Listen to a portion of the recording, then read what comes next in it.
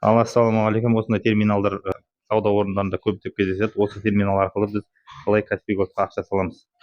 Ақша салу үшін оплата услугаға кіреміз. Және осы жерде мына Каспий деген белгі бар, батырмасы бар. Осыған басамыз.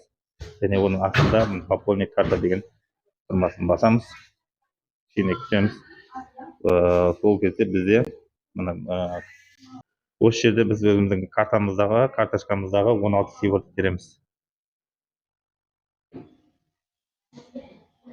Бұл жерге міне картамыздың 16 сыйворын тереміз және вперед деген батырмасын барамыз. Так, кішкене күтеміз.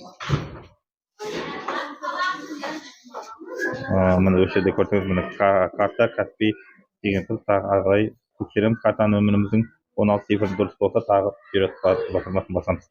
Және осы жерде біз Каспий Голдқа ашылған телефон нөмірімізді жазамыз.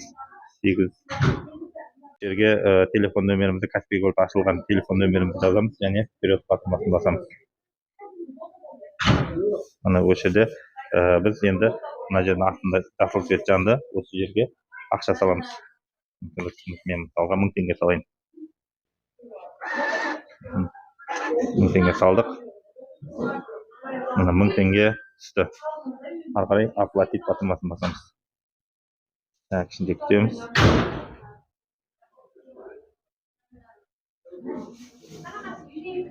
Мына 780 теңге түсті. Мынау чек, және мен чек шығарып береді. Ұнаса лайк басамыз, келеміз. Осындай видеолар түсеміз.